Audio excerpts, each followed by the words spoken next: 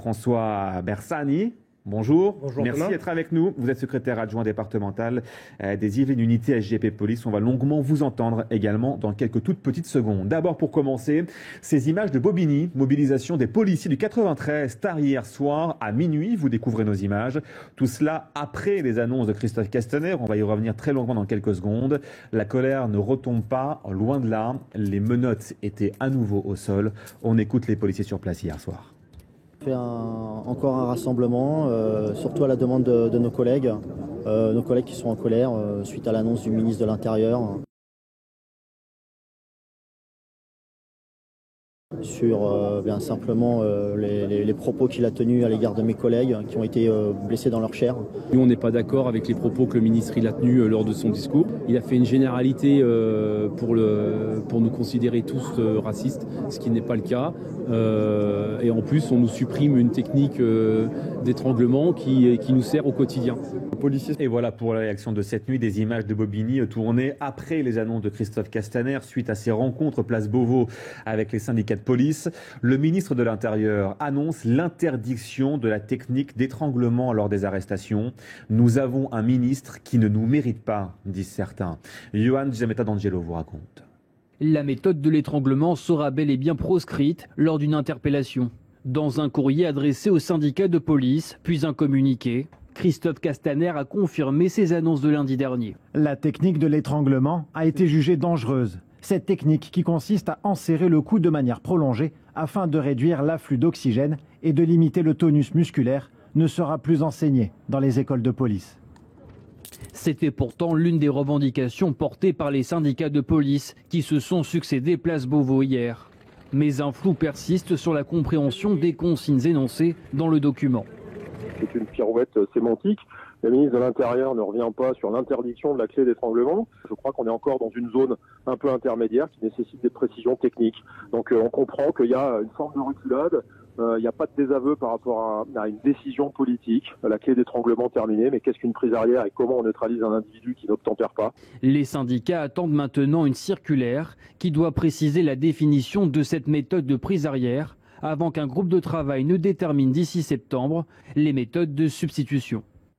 François Bersani, cette lettre, elle est là, elle fait 2 pages. Vous l'avez donc reçue comme les rédactions de France.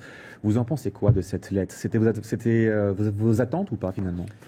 Pas du tout, Thomas. En fait, M. Castaner est un peu le pompier pyromane, mais il n'a pas du tout utilisé la bonne lance à incendie pour éteindre le feu, parce que cette lettre envoyée hier soir aux organisations syndicales ne résout rien et au contraire maintient chez nos collègues une défiance et un regret sur la politique mise en place actuellement à l'égard des forces de l'ordre. Que les policiers soient stigmatisés par des opposants habituels, certains partis politiques, certaines associations liées aux droits de l'homme, c'est malheureusement c'est récurrent depuis des années. Mais quand on est lâché en pleine campagne, quand on est stigmatisé, quand on est condamné par son propre ministère de tutelle, je parle aussi bien des 100 000 gendarmes que des 140 000 policiers.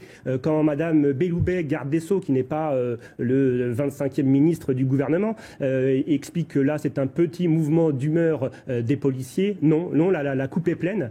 En France, on aime bien le terme résilience, mais il y a quand même des limites. Et là, après les interdictions de port de masque pendant toute la crise Covid, après toutes les attaques pendant la loi travail et les gilets jaunes sur l'action de la police, là c'est la goutte d'eau qui fait déborder le vase et les policiers sont très en colère. Je le disais, la technique de l'étranglement, c'est fini lors des interpellations. Sur le terrain, ça change quoi pour vous concrètement ?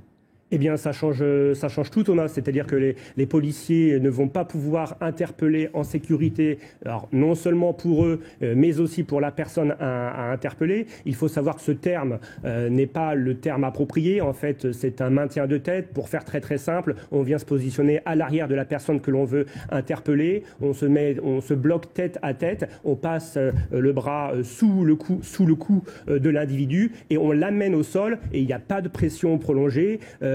Cette espèce de récupération de l'affaire Floyd que toutes les organisations syndicales ont dénoncé, bien sûr, puisque pour nous c'est un vrai assassinat en direct à la télévision, il n'y a pas de photos sur ce sujet. Mais on essaye, par récupération alors politique, récupération aussi par des associations, de démontrer par A plus B que la police serait violente de façon systémique, endémique, et surtout en utilisant le terme étranglement, forcément. Imaginons, on présente une technique, l'asphyxie par exemple. Ben non, c'est pas une technique d'asphyxie ni d'étranglement, c'est très temporaire. On amène la personne tête contre tête, avec le bras sous le cou, et on l'amène au sol, on le menotte, on le relève. Mais comme il n'y a pas de pédagogie par notre ministère, comme j'ai pas vu de porte-parole, pourtant on en a plein de porte-parole de la préfecture de police, du ministère, des directions centrales. Personne n'est capable de venir expliquer sur un plateau ce que c'est que cette technique. C'est une technique qui existe depuis des années, 20, 30 ans, et on n'a aucune statistique sur la dangerosité. Sur le racisme, jamais je n'accepterai les accusations de cette minorité hurlante de la population, il dit donc Christophe Castaner. Il n'y a pas d'institution raciste ou de violence ciblée, il n'y a qu'une police républicaine qui est à l'image de la France.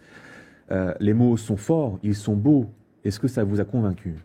Ça ne nous a pas convaincus, puisque ces mots qui sont couchés sur une feuille A4 sur du papier, il faut savoir que lundi, c'est une conférence de presse, tous médias confondus, avec une audience beaucoup plus importante que ce courrier, où on a essayé d'instiller l'idée que le racisme était systémique dans la police et la gendarmerie. On a beau se débattre en expliquant que la police est multiculturelle, avec une diversité de recrutement, qu'il n'y a pas de police raciste, qu'il peut y avoir des policiers racistes, mais pour en revenir sur les fameux sites Facebook ou les fameuses applications WhatsApp, les journalistes ont retrouvé ce groupe WhatsApp qui fait polémique, mais j'imagine que si on est allé chercher dans des groupes fermés des personnels soignants, de la Poste, je ne sais pas, d'autres institutions, on aurait pu retrouver aussi ce genre de propos. Ça ne les légitime pas du tout, mais bien sûr, c'est l'effet grossissant et la loupe, parce que la police, c'est quand même le bon bouc émissaire.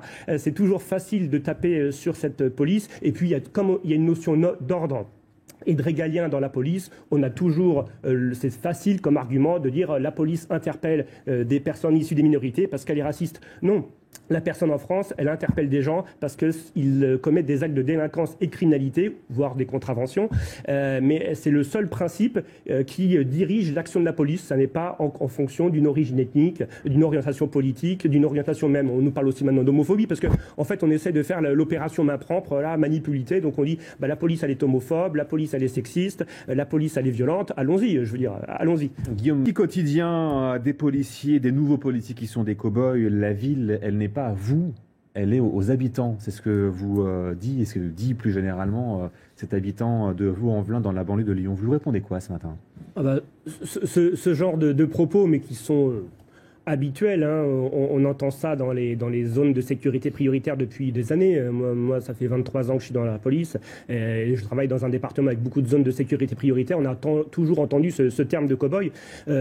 C'est presque notre meilleur avocat, cet individu, quand il explique c'est leur quartier, c'est leur bande, on n'est pas les bienvenus et que donc c'est en fait une guerre de territoire, c'est eux contre la police. Mais pourquoi c'est eux contre la police ? Parce que dans beaucoup de ces quartiers, il y a un réseau d'économie souterraine, il y a des activités donc de délinquance et l'administration en France a fait le choix de supprimer la police de proximité et de transformer les forces de police en forme de projection. Elles ne sont plus intégrées dans ces quartiers, donc on les a retirées de l'espace public et on ne les fait intervenir que lorsqu'il y a des appels police-secours ou des violences urbaines. Alors forcément, ils n'ont plus l'habitude de voir des policiers, mais il faut quand même rappeler à ce genre d'individus que la police nationale, comme la gendarmerie, elle est là dans un cadre très strict, c'est protéger les biens et les personnes, et ça n'est pas s'en prendre à des minorités ou aux jeunes, parce qu'on aime bien aussi dire que la police stigmatise les jeunes. Il y a des policiers jeunes, il y a des policiers issus de Vaux-en-Velin qui travaillent sur Lyon et la banlieue de Lyon, donc ça n'est absolument pas un problème de jeunesse dans la police, c'est un problème de respect de l'ordre et j'ai bien l'impression qu'ils ont perdu l'habitude que l'ordre soit respecté dans leur quartier. Guillaume Bigot, Retrouvez toute notre actualité sur videopolice.com, la chaîne YouTube d'Unité SGP Police.